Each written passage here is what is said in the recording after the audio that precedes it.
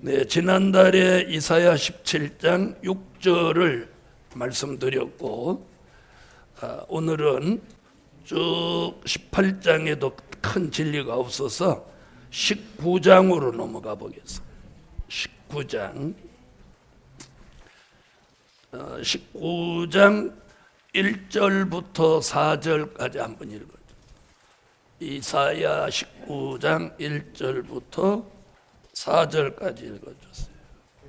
애굽에 대한 경고라. 보라, 여호와께서 마지막을 강하게 감하사 급한 나와 적을에게 보내라다. 그가 애굽인을 단순한 주의 손에 붙이시리니 각 각각이 그들을 치리니라. 하리라. 주가 그니 여호와의 말씀이라. 아멘.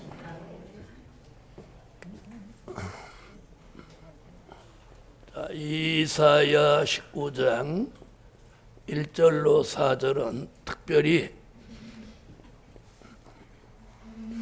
주님의 지상 강림을 예언한 말씀입니다. 자, 여기 보면 이렇게 말씀하고 있죠. 1절 보세요. 애굽에 관한 경고라. 보라, 여호와께서 빠른 구름 타고 애굽에 임하시리니 애굽의 우상들이 그 앞에서 떨겠고 애굽인의 마음이 그 속에서 녹으리로다. 그러니까 이것은 주님의 지상 강림은 주님이 누구로 오시는 얘기냐면 심판의 주로 오시는 거예요. 공중에 오시는 주가 아니고 심판의 주. 그러면 이 예언은 계시록 어디서 이루어질까요? 14장 1절 시온산 강림입니다. 아멘. 그러니까 여기 가서 성취되는 거예요. 그러니까 이사야 19장 1절은 계시록 14장 1절을 내다본 거다. 그러니까 여기서 성취된다. 아멘. 자, 계시록 14장 1절을 하나 찾아보시죠. 요한계시록 14장 1절.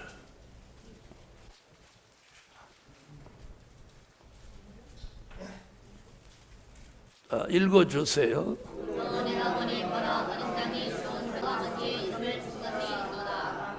아멘. 자, 어린 양이 어디 섰고? 시온산에 섰고. 자, 그러면 여기는 이사야가 지상 강림하실 주님에 대한 예언을 했어요. 자, 이 말씀은 이사야 64장 1절로 4절, 또 이사야 66장 15절로 16절. 이사야는 19장, 64장, 66장에서 심판주의 지상 강림을 이렇게 3번이나 예언을 했습니다. 아멘. 자, 그러면서 주목해 볼 부분은 뭐냐면 이사야 63장 1절로 6절에서 지상 강림하신 그 주님은 악인을 심판하시는 모습을 아주 정교하게 말씀해 줘. 자, 이사야 63장 1절로 6절을 한번 찾아보시겠습니다. 자, 이사야 63장 한번 찾아보세요. 찾으셨으면 읽어주세요.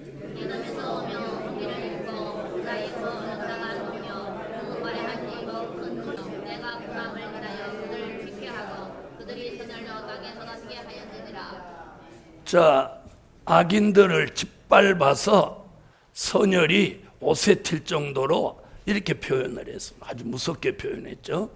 그러니까 주님이 지상 강림하셔서 19장 같이 64장 같이 66장 같이 강림하셔서 63장 1절로 6절 같은 이런 일을 이루신다는 거예요. 자, 64장 요건 하나씩 다 오늘은 좀 읽어봐 가면서 차근차근. 이사야 64장 1절로 4절.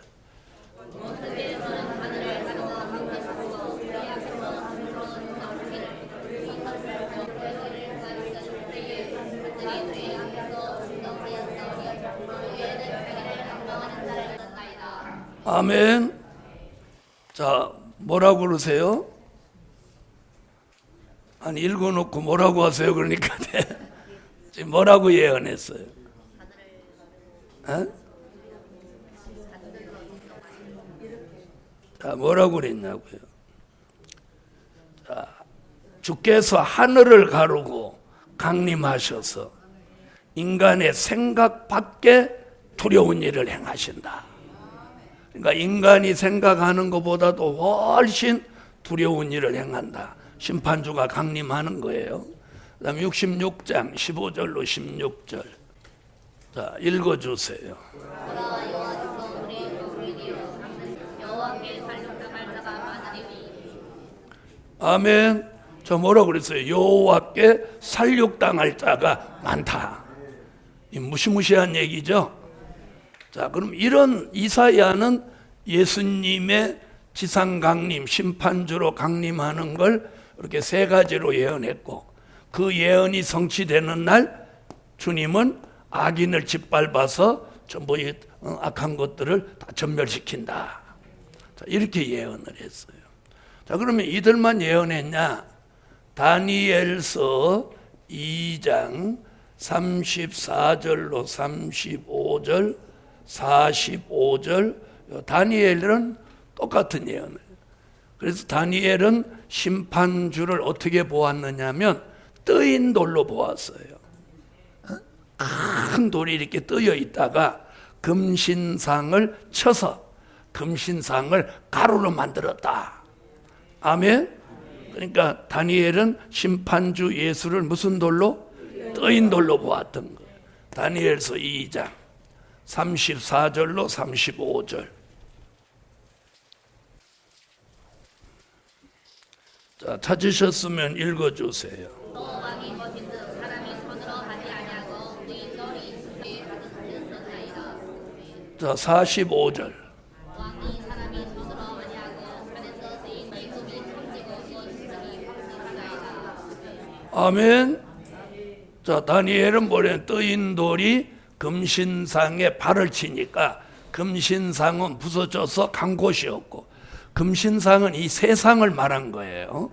세상은 어떻게 돼? 간 곳이었고, 우상을 친 돌이 태산을 이루어 세계에 가득하다. 그럼 전 세계가 심판주 예수가 다스리는 천년왕국 그리스도의 나라가 이 땅에 이루어진다. 그걸 이렇게 묵시적으로 말씀한 거예요. 그러면서 45절에 뭐예요? 자, 왕의 꿈이 참되고 나의 해석이 확실하니이다. 아멘. 그러니까 느부갓네살 왕의 꿈을 해석한 게 이 내용이란 말이에요. 그래서 다니엘이 그렇게 왕의 꿈도 참되고 내 해석도 확실합니다. 아멘. 자, 그럼 다니엘도 이렇게 예언했어요. 그럼 또 누가 예언했느냐? 하박국 3장 3절로 10절에 보면 하박국 선지자도 심판주의 지상 강림을 예언했습니다. 자, 하박국. 자, 여러분 외우기 쉽게 하려고 이사야, 다니엘, 하박국 이렇게 가능하면 순서대로 제가 말씀을 드려요. 하박국 3장 3절로 10절 한번 읽으세요. 하나님은 하늘에서부터 오시며 거룩한 자가 가는 산에서부터 오시도다. 그 영광이 하늘을 산들이 주를 보고 흔들리며 상수가 넘치고 바다가 선을 품어 선을 넘게 흐른나이다. 아멘. 자, 주께서 서신 적 땅이 천율하고 세계 사람이 벌벌 떨고 여호와의 영광이 세계에 가득하고 찬송이 세계에 가득하다. 그가 서신 적 발밑에서 불덩이가 나온다. 자, 읽어도 심판주의 역사라는 게 증명이 되죠? 자, 그뿐 아닙니다. 스바냐 1장 2절로 3절, 스바냐 1장 18절. 자, 스바냐 선지자도 예언했습니다. 자, 스바냐 1장 2절로 3절 읽어주세요. 사람을 지선에서 멸절을 하리라. 나 여호와의 말이니라. 18절. 이들이 누가 집이 여호와를 멸절하되 놀랍게 멸절할 것이니라. 네, 여기 보면 공중의 새, 바다의 오족, 땅 위의 짐승, 그리고 악인들을 멸절한다. 우리는 이 대상에 들어가서는 안 됩니다. 아멘. 자, 스가랴 선지자도 예언했어요. 스가랴 14장 4절로 5절.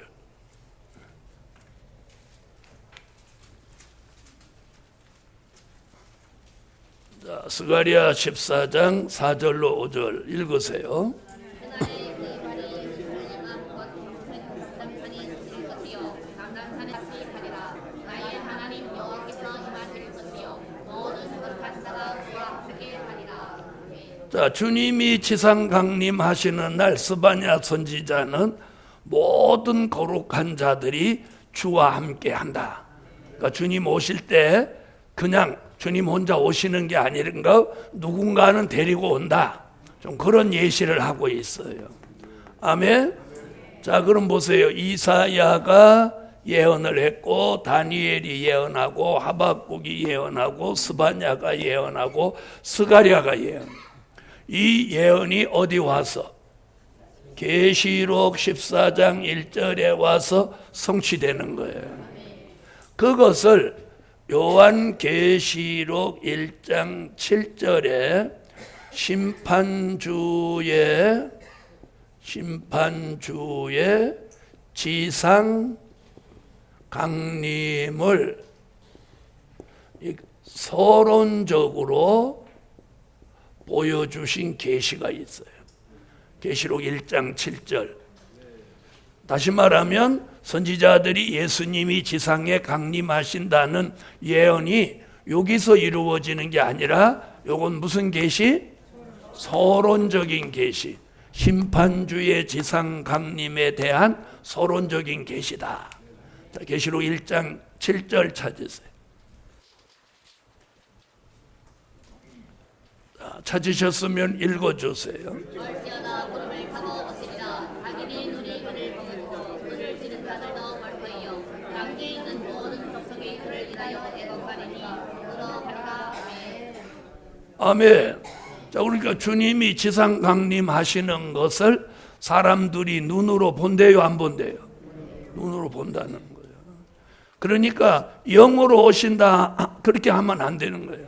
영으로 오면 사람의 눈으로 볼 수 있어요, 없어요? 볼 수 없죠. 그런데 악인들이 그걸 보라보고 뭐라고 한다고? 볼지어다 구름을 타고 오시리라. 그래서 아까 이사야 19장 1절에서 뭐라고 그래요? 자, 여호와께서 빠른 구름 타고 애굽에 강림하신다. 아멘. 그래, 어떤 사람이 뭐 구름이 뜬구름이냐 뭉게구름이냐 여호와의 영광이냐 막 그거 갖고, 그건 중요하지 않아. 구름을 타고 오시든 바람을 타고 오시든 그게 중요한 게 아니고 오신다는 게 중요하네. 아멘.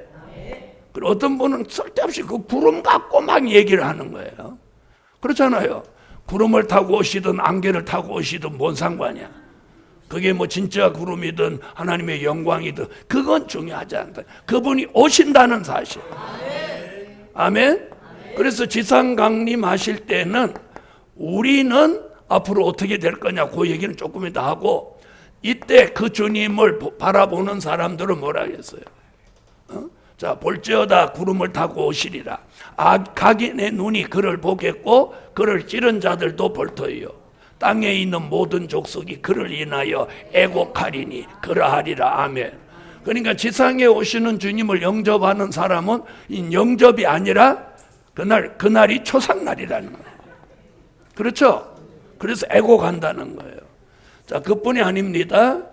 요한계시록 6장 12절로 17절에도 심판주의 지상 강림을 여기는 목록적인 계시로 보여주신 거예요. 심판주의 지상 강림에 대한 목록적인 계시. 자, 요한계시록 6장 다시 한번 보세요. 6장 12절로 17절. 말씀이 제자리에서 옮기 오매 땅 일터에서 우리를 가르라. 그들이 그녀의 큰 자리에 이르렀으니 누가 능히 쓰리요 하더라. 아멘. 자, 그럼 이제 정리해 보겠습니다. 자, 이사야, 다니엘, 하박국, 스바냐, 스가랴는 심판주의 지상 강림에 대한 선지자들의 뭐예요? 예언이에요. 예언. 아멘. 이 예언이 어디 와서 성취돼? 계시록 14장 1절에 성취되는 거예요. 그런데 계시록 1장 7절에서 시작하는 첫 마디에 주의 강림이 있다는 걸 서론적으로 말씀한 거예요. 그리고 중간에 6장에서는 그걸 목록적인 계시로 말씀한 거예요. 자, 그러니까 선지자들이 예언하고 서론적으로 보이고 목록적으로 보이고 그리고 때가 되니까 그 예언이 성취되는 거예요. 아멘. 자, 그럼 이제 이 그림을 제가 그래서 이제 한번 보여드리려고.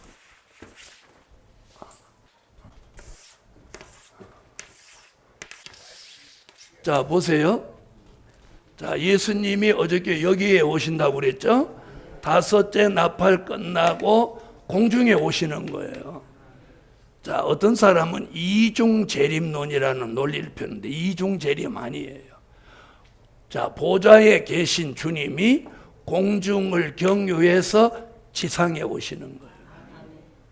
아멘? 오셨다가 또 가셨다 또 와야 이중재림이라고 하는 거지. 이중재림 없어요. 초림도 한 번, 재림도 한 번. 자, 초림도 보세요. 동정녀 모태를 경유해서 세상에 나셨죠. 아니, 그래요, 안 그래요? 처음부터 아기가 딱 와서 내가 예수다 이래 보세요. 누가 요만한 아이가 예수라고 하면 믿겠어요? 그렇죠? 그러니까 동정녀 모태를 경유해서 30살이 되시고 나머지 3년 동안 주의 일을 하셨단 말이에요. 이번에도 보좌에서 어디를 경유해서 공중을 경유하는 거예요. 이게 재림이에요. 그래서 재림, 여기를 강림 이렇게 하는 이유가 뭐냐면 재림도 한 번, 초림도 한 번인데 여기와 여기를 조금 구별해야 되잖아요. 예? 지상에 오는 것도 공중, 공중도 지상 이러면 안 되잖아요. 그렇죠? 그럼 공중에 오시는 목적은 순교자와 인맞은 종이 들림을 받아서 여기서 맞이할 목적이에요.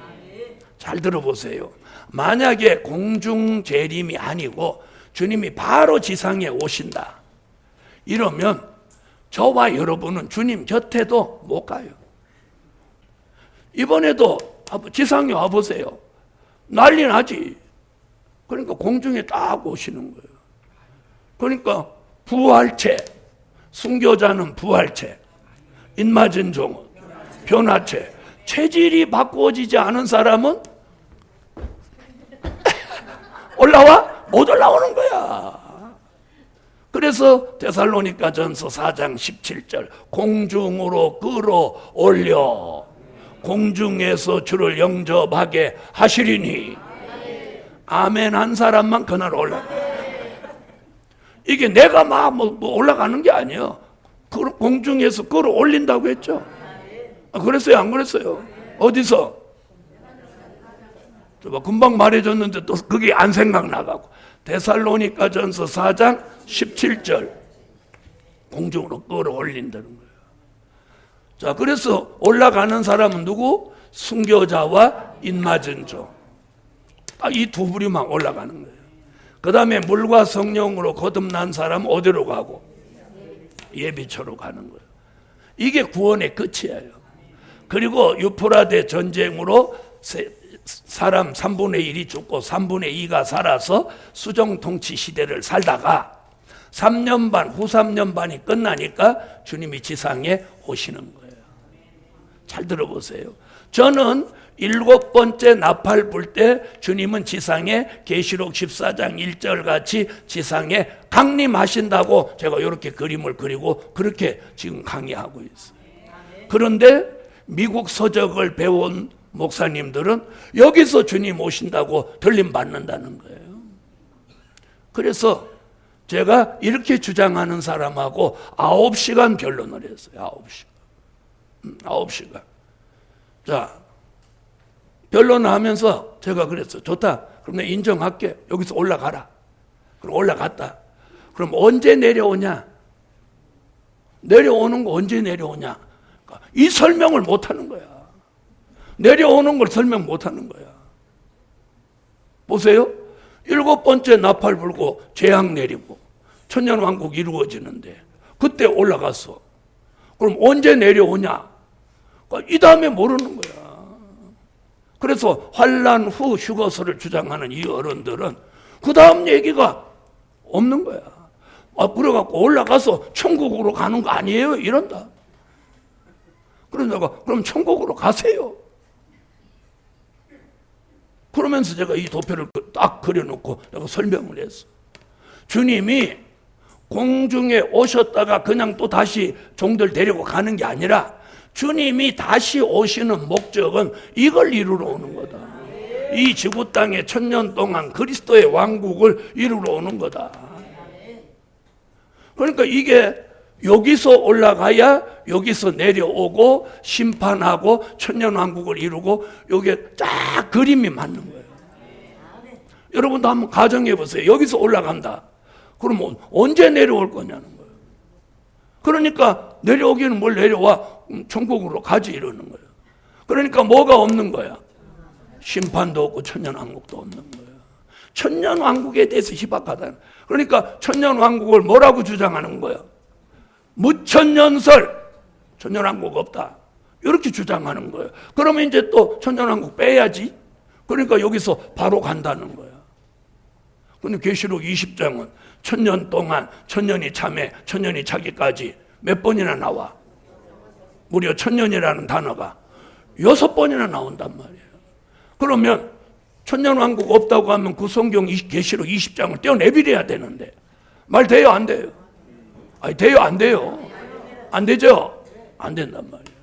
그래서 여러분이 이걸 잘 알아야 돼요. 그러니까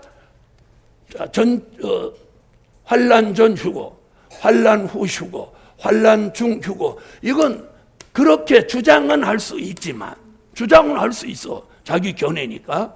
그 다음 얘기를 못하면 아닌 거예요. 맞아요, 안 맞아요? 그러니까 5째 나팔, 6째 나팔, 7째 나팔, 심판, 천년왕국, 백보자 심판, 무궁천국, 이게 일목요연하게 쭉 와야 되는 거예요. 요 설명을 못하면 이 사람은 계시록을 잘 모르는 사람이야. 무슨 말인지 아시겠어요? 네. 그러니까 그 사람들은 이런 도표가 없는 거예요.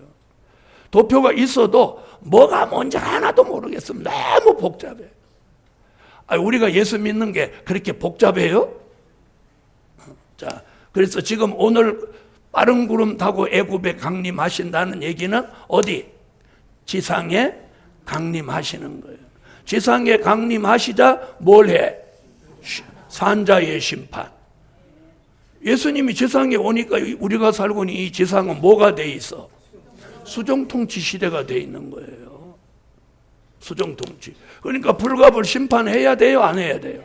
이걸 심판해야 그리스도의 왕국을 이루죠. 이걸 모르면 안 된다는 거지.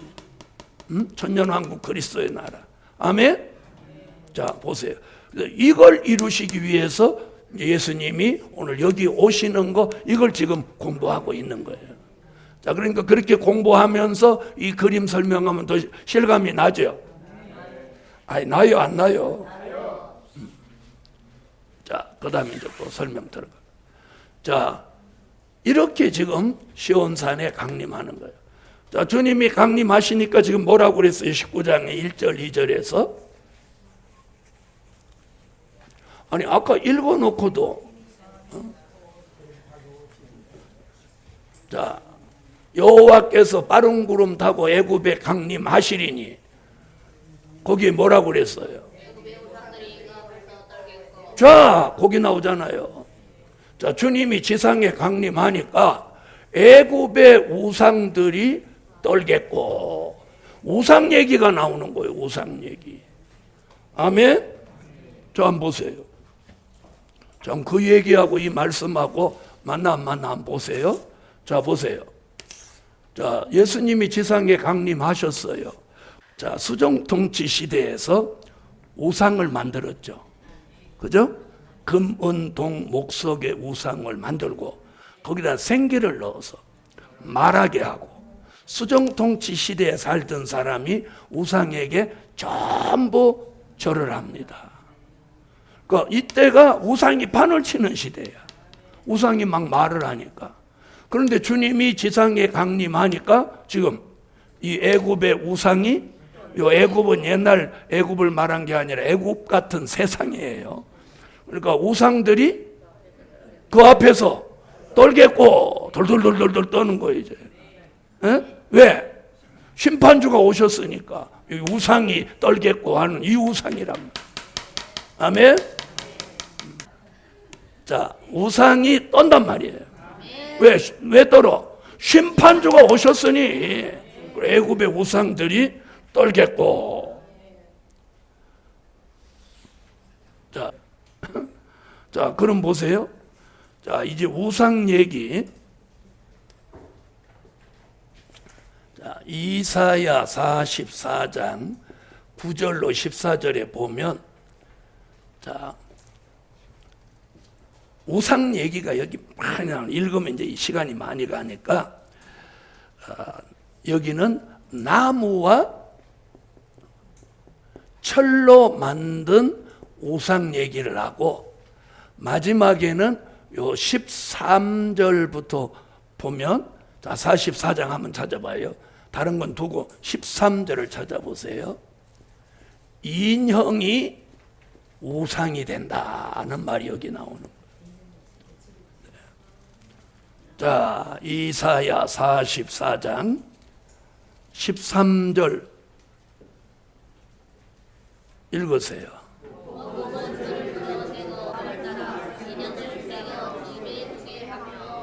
아멘. 지금 9절부터 14절까지가 무슨 얘기냐면 우상 얘기예요. 그래서 나무로 만든 우상, 철로 만든 우상 얘기를 쭉 하다가 갑자기 인형 얘기가 나오는 거예요. 자, 그러면 이사야라는 선지자는 지금으로부터 2750년 전의 사람이에요. 자, 그러면 이사야 시대도 그러면 인형이 있었다는 거요? 없었다는 거예요? 자, 있었다, 없었다? 있었다는 거예요. 지금같이 흔하지는 않았지만 그때도 인형이 있었다는 거예요. 그럼 인형이 뭐예요? 사람의 모습으로 형상을 만든 게 인형이죠. 예? 그렇죠? 자, 그러면서 지금 우상 얘기하다가 인형을 집에다 잔뜩 둔다. 무엇같이? 우상같이. 그런데 지금 우리 시대가 지금 그렇게 됐어요, 안 됐어요? 애들도 뭔가 뭐 인형 같은 걸 뭐 안고 앉으면 계집애들은 잠을 못 잔다는 거예요. 막 불안해한다는 거예요. 네, 목사님 집에까지도 인형이 판을 치고 있어. 피아노 위에 곰탱이가 한 마리 이렇게. 큰 곰, 작은 곰, 엄마 곰, 새끼 곰, 아빠 곰, 늙은 할아버지 곰까지만. 곰돌이 가죠. 그리고 곰돌이 노래가 다 나왔잖아요. 근데 이게 안 좋은 거라는 거예요. 자, 이게 어디에 걸리는 거예요? 자, 이렇게 만드는 게 어디에 걸려요? 출애굽기에 걸리죠. 출애굽기 20장. 하늘 위에나 땅 위에나 땅 아래 물 속에 있는 어떤 형상이든지 만들지 말며. 그렇게 나왔어요, 안 나왔어요? 자, 만들지 말라고 그랬죠. 자, 어디 그런 말씀이 있냐면 출애굽기 20장 4절로 5절에, 자, 여기는 한번 보고 갑시다. 출애굽기 20장 4절로 5절. 이거 뭐라고 했냐면 무슨 형상이든지 만들지 말며 절하지 마라. 자, 출애굽기 20장 4절로 5절 찾으셨으면 읽어보세요.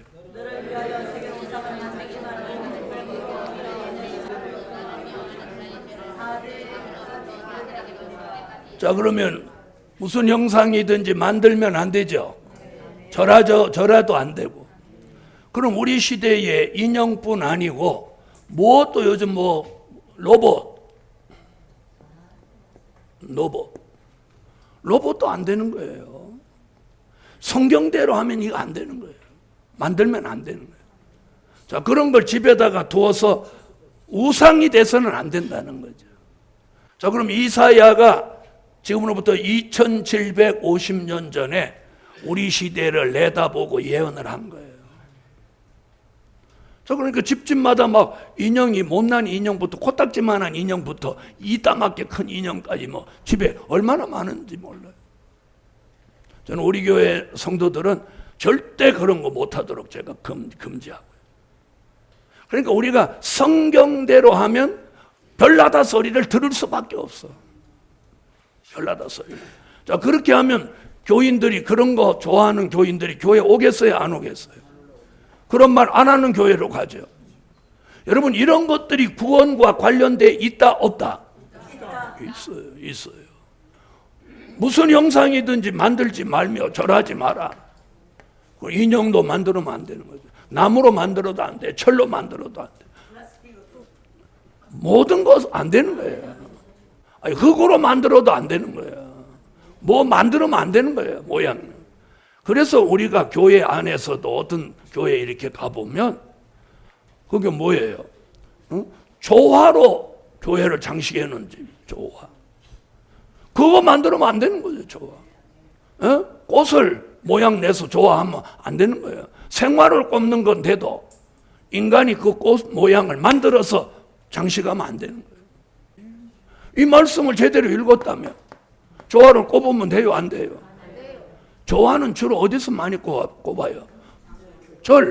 불교하는 사람들이 조화를 많이 쓰는 거예요. 그리고 예식장에서도 많이 쓰고. 근데 기독교는 절대로 조화 꼽으면 안 되는 거예요. 조화 쓰면 안 되는 거예요.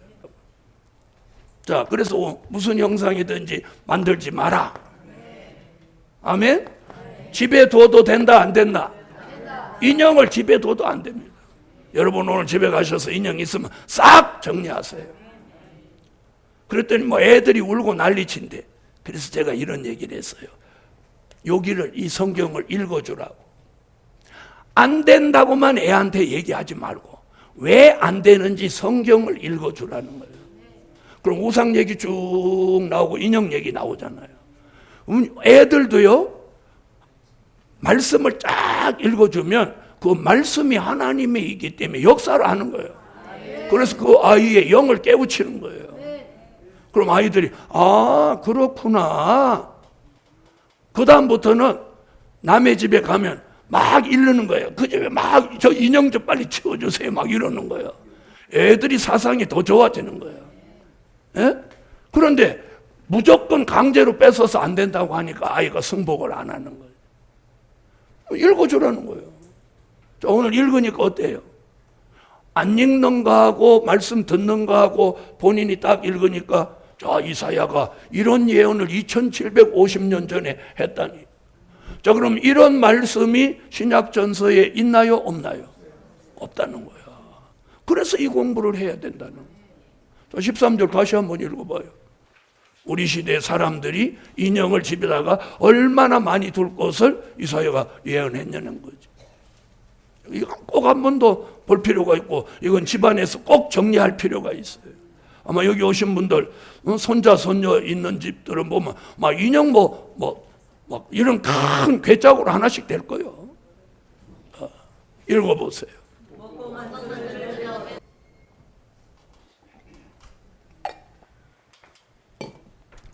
자, 그래서 우리가 무엇이든지 하나님이 창조한 물건의 모습을 만들면 안 된다는 거예요.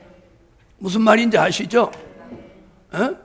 이랬더니 누가 그러면, 그럼 자동차는 만들면 안 되지 않냐고.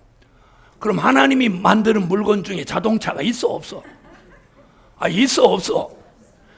그렇게 똥단지 같은 소리 하는 사람 나올 거니까 지금 제가 이런 얘기 해드리는 거예요. 자동차는 하나님이 만든 물건을 모방해서 형상 만드는 거 아니에요. 그러니까 자동차는 집에 둬도 괜찮아요, 안 돼요? 괜찮죠? 괜찮은 거예요. 자, 그 다음 보세요. 그럼 우상 얘기가 지금 나오는데, 자, 우상이 얼마나 역사를 하느냐면, 자, 요한 계시록에서도 우상 얘기를 하는데, 계시록 9장 20절에 금, 은, 동, 목, 석의 우상이라고 그래요. 아까 이제 플라스틱 얘기했는데, 자, 이사야 선지나 사도 요한이 있을 때는 플라스틱이 없었어요. 아마 지금 그들이 와서 예언한다면 여기다가 플라스틱도 넣을 거예요.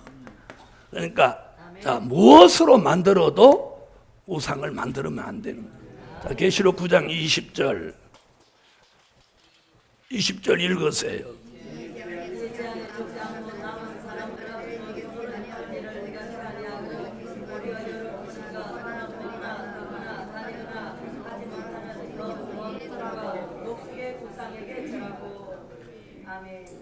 자, 절한다죠. 우상을 만들기만 하는 게 아니라 절하는 거예요. 자, 그럼 들어보세요. 계시록 9장 20절은 어디를 내다본 거냐면 계시록 13장 13절로 15절을 예언한 거예요. 그러니까 계시록 9장 20절은 계시록 13장 14절로 15절.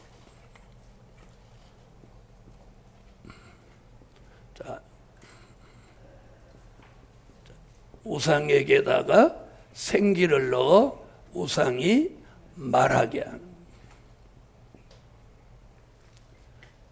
자, 계시록 13장 14절로 15절 읽어보세요.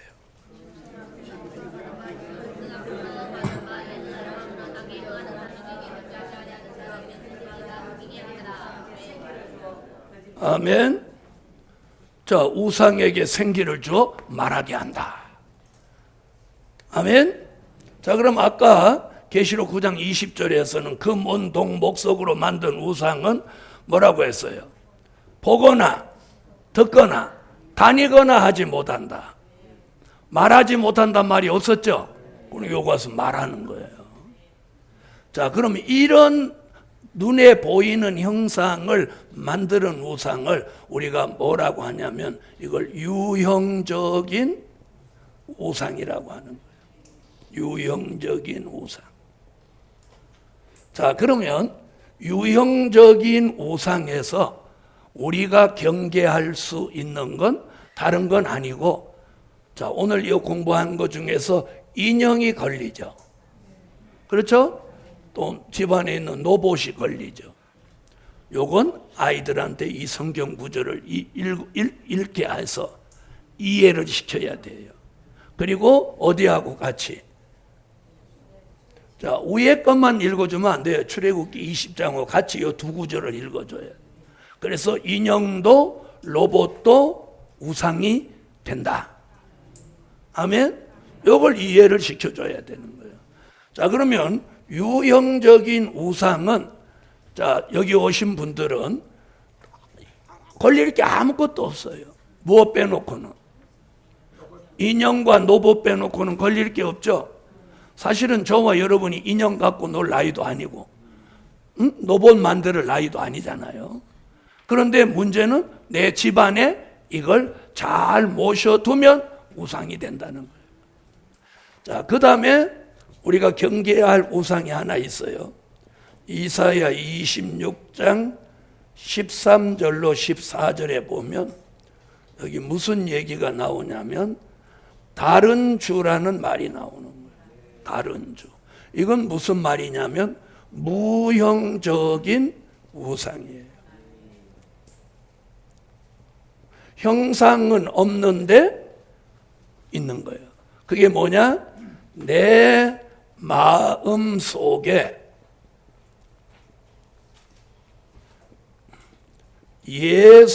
예수보다 더 깊이 자리 잡고 있는 세력을 말하는 거예요.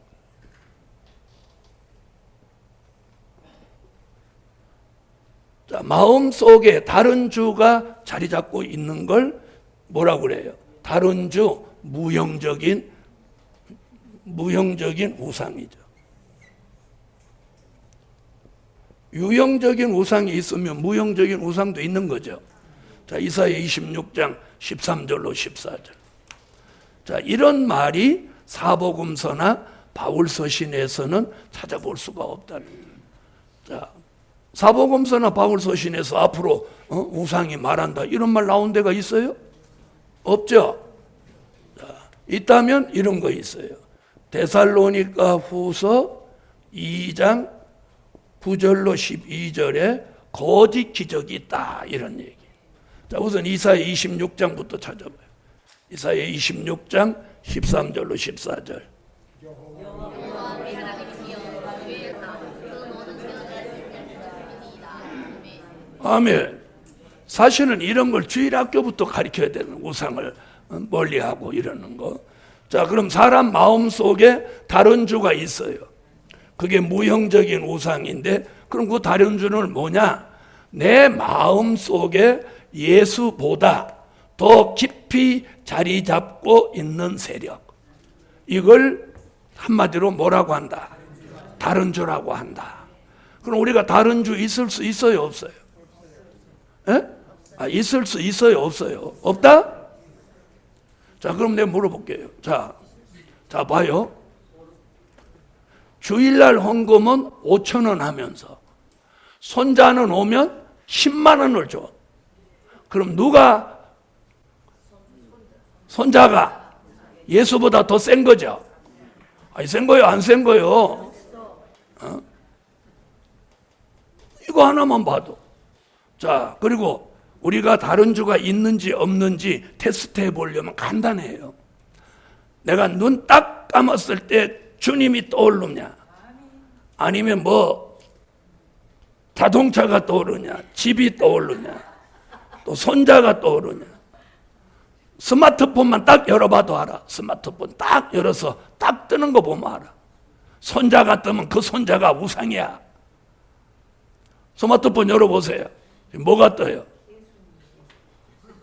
예수님 떠요? 예수님 뜬 사람은 지난번에 내가 얘기한 거 듣고 가서 고쳤지. 자, 내 마음 속에 예수보다 더 깊이 자리 잡고 있는 세력이 뭐다? 다른 주다. 다른 주예요. 다른 주. 네, 다른 주. 자, 그러면 이사야라는 선지자는 마지막 때 사람들 마음 속에 다른 주가 있다, 없다? 있다는데 아까 여러분 없다고 그래?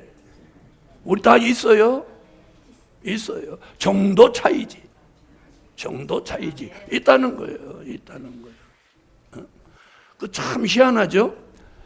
사람이 젊을 때는 자기 자식을 막 그렇게 애틋하게 안 챙기던 사람도 연세가 들어서 손주가 나면 그냥 이뻐주고, 이뻐주고. 그런 분도 계셔. 이쁜 건 이쁜 거고, 그게 우상이 되면 안 된다는 거예요. 우상. 그러니까 우리 마음 속에 예수보다 더 깊이 자리 잡는 것이 있으면 된다, 안 된다? 안 된다는 거, 안 된다는 거, 안 된다는 거예요. 자, 주님은 선지자를 통해서 이렇게까지 얘기를 하는데 다른 종교에도 구원이 있다. 여기까지 가면 끝장난 거예요. 그래요, 안 그래요? 다른 주가 마음속에 있어도 안 된다고 하는 판이에요. 이걸 죽이라고 하는데. 그렇죠? 자, 그런데 다른 종교에 구원이 있다는 말까지 하면 어떻게? 이건 버림받은 사람. 그 다음에 하박국 1장 11절에 보면 또 있어요. 자기의 힘을 신호로 삼지 마라. 자기가 가지고 있는 어떤 힘을 신호로 삼아도 이게 무슨 주가 될 수 있어? 다른 주가 될 수 있어. 자, 권력이 신이 돼도 안 되고, 물질이 신이 돼도 안 되고, 네? 내 가족이 신이 돼도 안 되는 거예요. 자, 하박국 1장 11절 다 같이 찾으세요. 찾으셨으면 읽으세요. 그들은 그 힘으로 자기 신을 삼는 자라. 이에 여러분 이제 앞으로 시간이 가면 갈수록 더욱 뭐가 득세할까요? 마음속에서는 다른 주가 득세하고 또 세상에서는 뭐가 득세해? 우상이 득세해요. 우상이 득세해요. 어? 자 보세요. 지금 하나님이 이런 계획을 가지고 계세요. 그래서 앞으로 수정통치 시대는 우상이 생기받아 말하는데 이게 거짓 기적이라고요. 자 데살로니가후서 2장 한번 찾아봐요. 자, 마귀는 이렇게 거짓 기적도 행한다는 거예요. 자, 찾으셨으면 읽어주세요.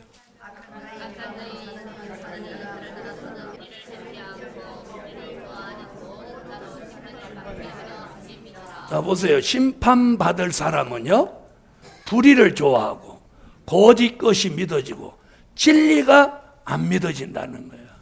우리는 진리가 믿어지고 거짓 것이 안 믿어져야 돼요.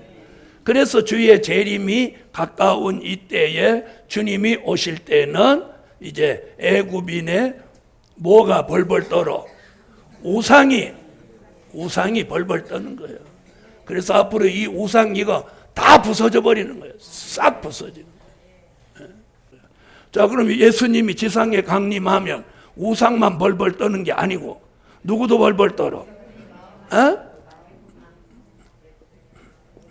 자, 애굽인의 마음이 그 속에서 녹는다. 나 마음이 녹으면 어떻게 녹아내리는지 모르겠어. 녹는다고 그랬어. 자 보세요. 아까 나왔죠. 이사야 64장 1절로 4절, 이사야 66장 15절로 16절에 아까 읽어보셨죠. 인간의 생각밖에 두려운 일을 행하신다. 여기는 여호와께 살육당할 자가 많다. 또 계시록 1장 7절에는 모든 인간이 애곡한다. 아멘. 또 계시록 6장 12절로 17절에는 뭐라고 그랬어요? 산아 날 덮어라, 바위야 날 가려라 하면서 인간이 주의 강림 때 벌벌벌벌 떤다는 거예요. 그럴 만도 한 게 주님이 오시면 이제 무슨 일을 하신다고 그랬어요? 스바냐 1장 2절로 3절에 악인을 다 어떻게 진멸한다. 아주 시도 없이 다 없애버린다. 또 에스겔서 39장 17절로 20절에도 악인을 다 멸해서 자, 육체는 새의 밥을 만들고 영혼은 어디로 보내? 음부로 보내는 거예요. 계시록 19장 17절로 18절 21절에도 악인들을 다 진멸한다는 거예요. 자, 다 읽으면 시간 많이 가니까 여기만 읽어보죠. 자, 요한계시록 19장. 여러분 앞으로 예수를 잘못 믿은 사람, 안 믿은 사람은 비참한 최후를 맞이하는 거예요. 자, 그럼 이런 성경대로 되겠나요? 안 되겠나요? 되죠? 된단 말이에요. 자, 그럼 지난 2000년 동안은 이런 얘기는 왜 안 하고 예수만 믿으면 구원받는다고 그랬냐? 그때는 예수 믿게 할 목적이에요. 이제는 바로 잡을 목적이에요. 바로 믿으라는 거예요, 이제. 전에는 믿으라고, 이제는 바로 믿으라는 거야. 자, 계시록 19장 17절로 18절.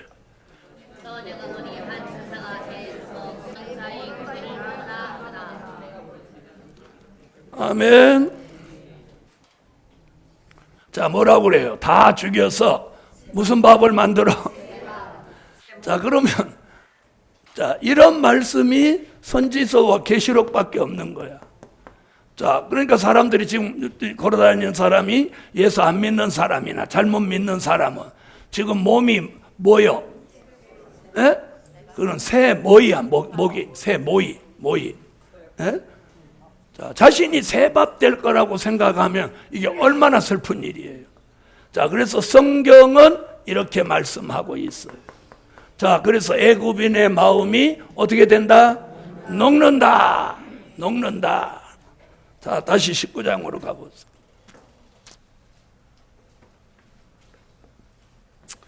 자, 3절 한번 보세요. 자, 2절에 보면 2절 한번 그가 애굽인을 격동하사 애굽인을 치게 하시리니 그들이 각기 형제를 치며 각기 이웃을 칠 것이요 성읍이 성읍을 치며 나라가 나라를 칠 것이며.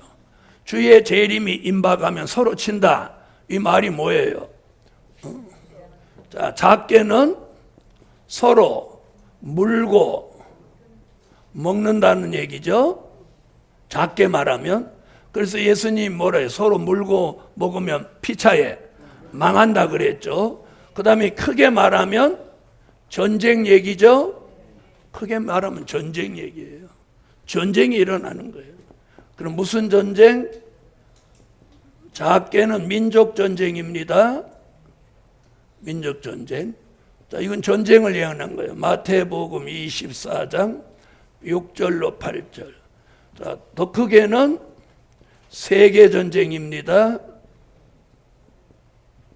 자, 세계 전쟁은 무슨 전쟁? 계시록 9장 13절로 19절 유프라데 전쟁입니다. 자, 그리고 마지막 심판하기 위해서 마지막 전쟁은 아마겟돈 전쟁입니다.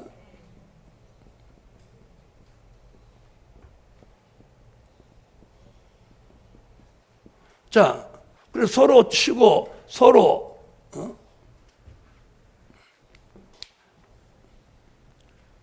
자, 이런 일이 발생하는 건 이렇게 했어요. 애굽인의 마음, 그가 애굽인을 격동하사 사람들의 마음을 이렇게 격동시킨다는 거예요. 서로 싸우라고, 서로 물고 먹으라고 막 이러는 거예요. 2절 다 같이 한번 읽어보세요. 자, 각기 이웃을 칠 것이요. 각기 이웃을 친다. 작게는 우리의 이웃집이지만 크게는 이웃 나라도 되는 거예요. 성읍이 성읍을 치며 이웃을 치고 나라가 나라를 대적하는 이런 시대. 자, 이것이 주의 강림이 임박할 때 일어나는 형편이에요. 그러니까 세상은 이렇게 가는 거예요. 자, 지금 이런 예언이 응하여지고 있는 거예요, 안 이어져? 응하여지고 있죠? 그 다음에 이제 3절 보세요. 애굽인의 정신이, 자, 여기 이제 정신 문제 나왔어. 아까는 무슨 문제 나왔고? 마음 문제 나왔잖아요. 마음. 응? 아까 마음 얘기 나왔어요. 애굽인의 마음이 녹는다. 애굽인의 정신이 어떻게 돼? 전부 쇠약해지는다. 여러분, 앞으로 애굽인의 정신이 다 쇠약해지는 거예요. 주의 강림이 임박한 이때에 정신 쇠약 걸린다는 거예요. 야, 이사야가 지금으로부터 2750년 전에 정신병 환자 나올 걸 어떻게 말했어? 하나님의 신호를 그런 거예요. 자, 그럼 그 시대 사람은 정신 쇠약이 있었겠어요? 없었겠어요? 별로 없죠? 없어요. 자, 한번 보세요. 자, 3절 다시 읽어봐요.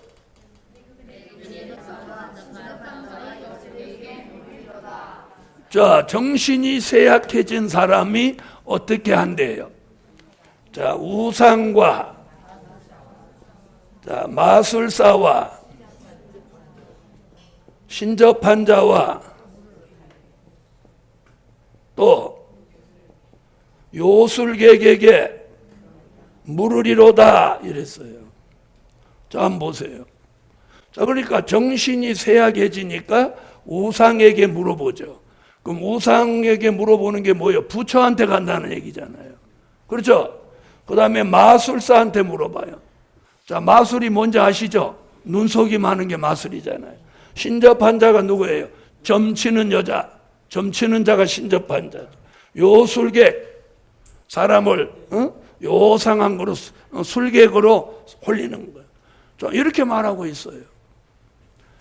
여러분, 신접한 자한테 가서 물어보나 예언하는 사람한테, 은사자한테 가서 봉투 주고 물어보나 뭐가 다릅니까?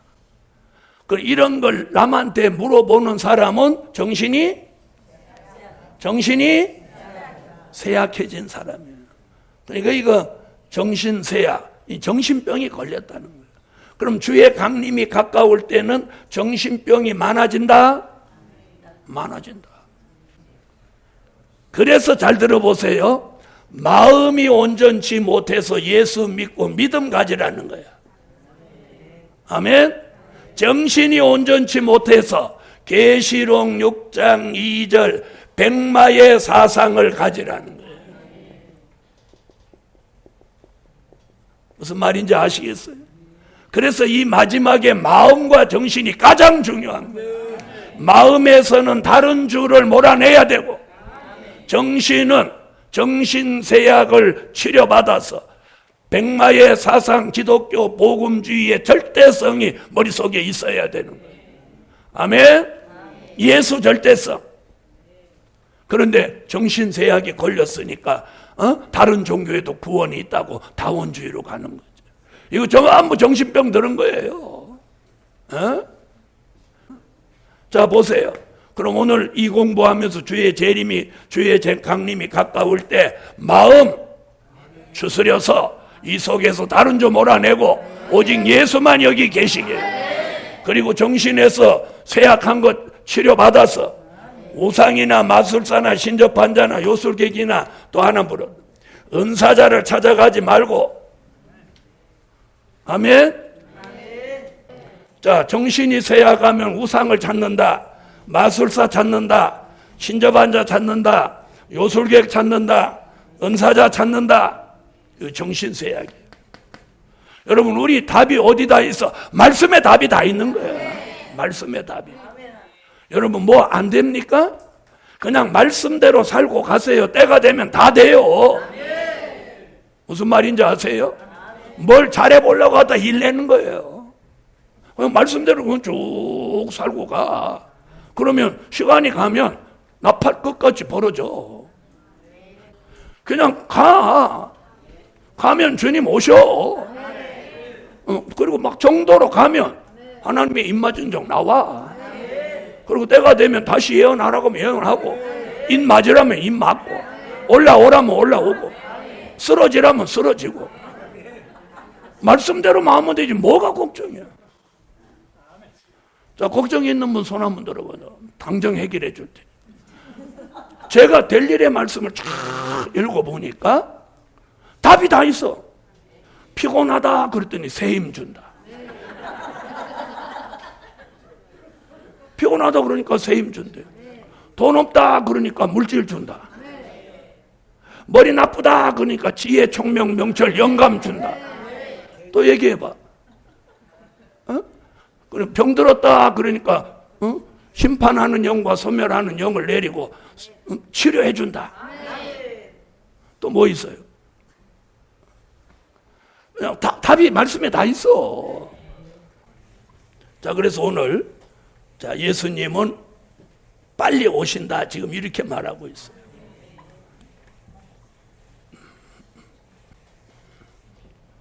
자, 보세요. 자, 이제 보십시다. 자, 정신쇠약 뭐가 약이야?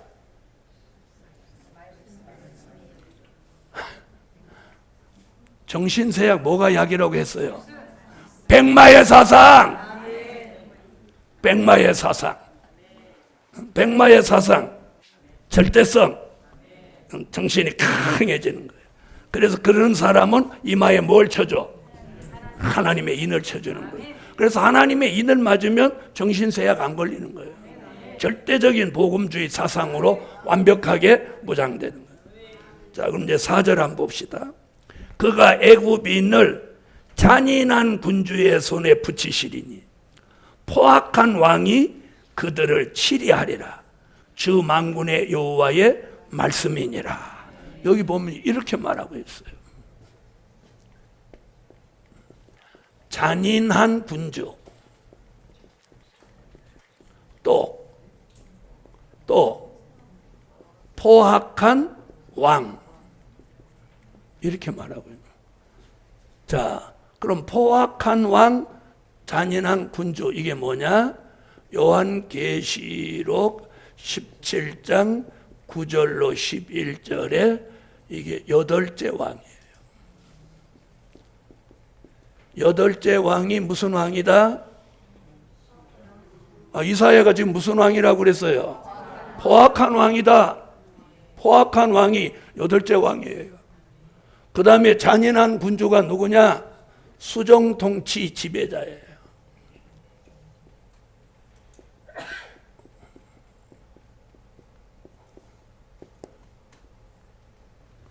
자, 지금 이렇게 말하고 있어요. 이사야가 잔인한 군주, 포악한 왕에게 그들을 붙인다. 무엇했던 사람들, 2절부터 3절까지 해당되는 어떤 사람들이 있죠. 3절같이 정신세약, 또 2절같이 서로 물고 뜯고 행했던 이 사람들을 누구의 잔인한 군주의 손에 붙이는 거예요. 그 다음에 포악한 왕이 그들을 치리한다. 자, 그럼 잔인한 군주, 포악한 왕이 누구다? 8째 왕이에요. 그럼 이게 누구예요? 수정통치 지배자. 자, 계시록 17장 9절로 11절. 자, 다른 데서 잔인한 군주, 포악한 왕에게 이 모든 사람들을 붙인다, 이런 말이 없잖아요. 자, 이것이 뭐냐? 계시록 13장 같은 시대가 앞으로 오면 포악한 왕과 잔인한 군주가 8째 왕으로 나와서 지배하는 거예요. 아멘. 자, 계시록 17장 9절로 11절 읽으세요.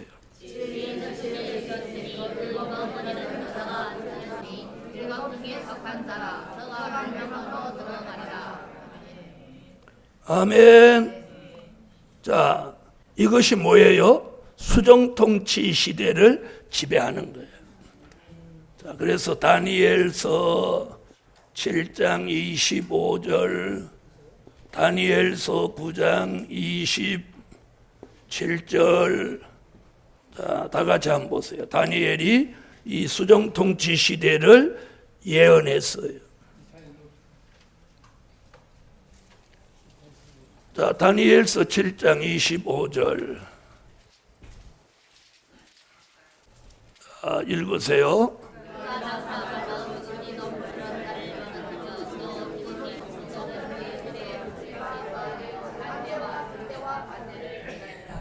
자, 여기 뭐라 그래? 때와 법을 변개코자 한다. 때와 법을 바꿔버린다는 거예요. 그 다음 다니엘서 9장 27절. 자, 읽으세요.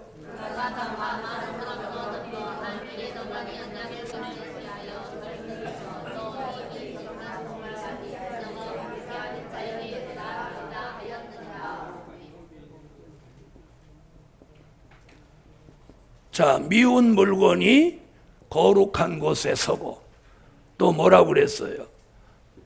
자, 제사와 뭘 금지해?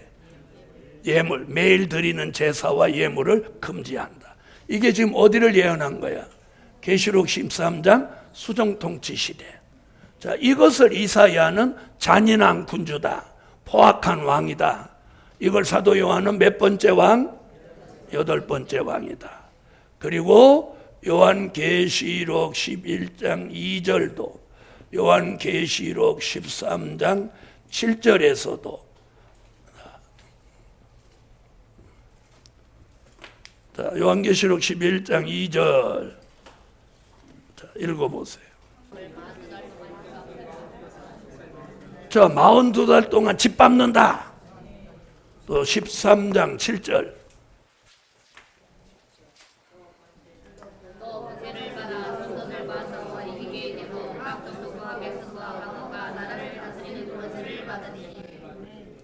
아멘. 자, 다스리는 권세를 받는다. 그래서 잔인한 군주와 포악한 왕이 나와서 전부 그들의 지배를 받는 시대가 온다. 그래서 그 군주가 누구며 그 포악한 왕이 누구냐? 8째 왕, 수정통치를 지배하는 이 포악한 지배자가 나온다는 거예요. 아멘. 그런 시대에 우리는 떨어지면 안 되는 거예요. 아멘. 그런 시대가 오기 전에 공중에 오시는 주의 재림을 영접하자. 아멘. 자, 그래서 오늘 이사야 공부를 해보면 생전 우리가 지금까지 예수 믿으면서 들어볼 수 없었던 말씀들이 쏟아져 나오는 거예요.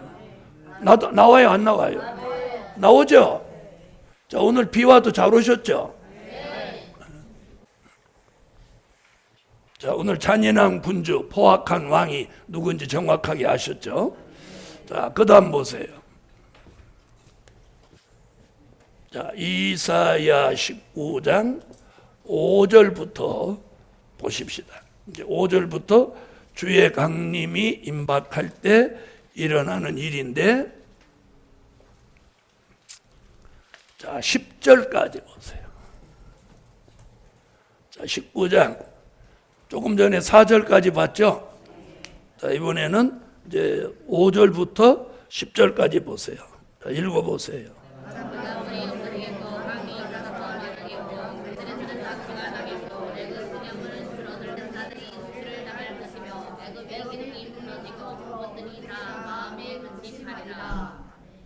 자, 5절로 6절을 한번 보겠습니다. 바닷물이 없어지겠고 강이 잦아진다. 자, 바닷물과 강물이 줄어든다는 거예요. 자, 그러면 현실적으로 이사야는 2750년 전의 사람이에요. 그럼 그때는 이런 일이 있었어요? 없었어요? 없었죠? 그래서 우리가 바닷가에 가보면 바닷물이 줄어들었다는 거, 강물이 줄어들었다는 걸 뭘 보고 알아요? 이렇게 표가 나죠? 표가 나죠? 이렇게 줄어드는 표 나요? 안 나요? 댐에도 가보면 물이 차닿다가 줄어든 거 표 나잖아요. 바다도 가보면 표 나요? 안 나요? 굉장히 이렇게 차이가 나잖아요. 그럼 성경대로죠? 그러니까 지금으로부터 2750년 전에 바닷물과 강물이 줄어든다 예언했어요. 그렇죠? 그러면 그 예언이 응하여질 때는 누가 오실 때가 가깝다? 주의 강림. 자, 우리가 이렇게 재림 그러면 공중에 오시는 거다 초점을 맞추고, 강림 그러면 공중을 경유해서 지상에 오시는 거 이렇게 초점을 맞추세요. 아멘. 결국은 재림 얘기인데 공중에 오시는 것과 지상에 오시는 걸 구분하려고 재림, 강림 이렇게 표현을 해봅니다. 아멘. 근데 이걸 이제 바꾸면 지상에 오시는 게 재림이다 그러면 지상에 오는 사람을 맞이하고 공중에 올라간 사람 다 죽는다는 그런 얘기가 될 수도 있어요. 그래서 재림, 강림. 그리고 주의 재림이 가까울 때가 되면 바닷물도 강물이 줄어든다. 줄어든다고 했죠? 그럼 현실로 지금 이루어졌죠? 그럼 이제 6절 보세요. 강들에서는 악취가 나겠고, 아따, 자, 악취가 난다. 그럼 뭐야? 강물이 썩는다는 얘기죠? 악취가 나겠고. 자, 그러면 이사야 시대 강물에서 악취가 났을까요? 안 났을까요? 안 났죠?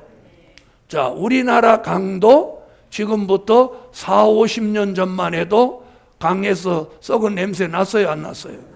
4, 50년 전으로 거슬러 올라가면 우리들이 뭐 20대, 30대 그 무렵에 강물이 뭐 그렇게 썩은 적 없잖아요. 더더욱 그럼 2750년 전 올라가 보면 청정이죠, 청정. 그런데 이사야가 강물이 악취가 나겠고. 자, 그러면 지금 우리 시대를 예언한 게 성취됐죠? 그러면 주의 강림이 가깝다? 그렇다 이거 보세요. 지금 오늘 이거 공부하고 정신이 바짝 들어서 야, 큰일 났다. 주의 재림이 진짜 임박하구나. 이러는 분 하나도 없고.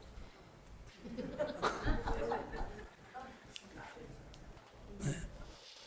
자, 강물이 악취가 나고 또 보세요. 뭐라고 하면. 자, 6절. 애굽 시냇물은 줄어들고 마름으로 달과 같이 시들겠고. 자, 무슨 물? 시냇물. 시냇물이 어떻게 돼? 줄어들고 마른다. 그럼 이 성경 예언 이루어졌어요? 안 이루어졌어요? 여러분, 강물이 냇물같이 됐고 냇물이 말라버렸어요. 그럼 이 성경의 예언이 응하여졌죠? 응하여졌단 말이에요. 응하여졌.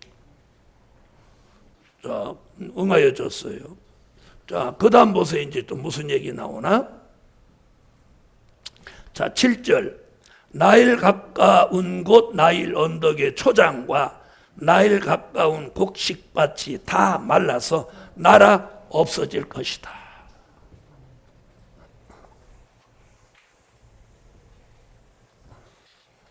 자, 그 당시 이스라엘의 선지자 이사야는 그 이스라엘 지경에서 가장 곡식이 많이 나는 곳이 어디냐면 애굽 나일강 유역이에요.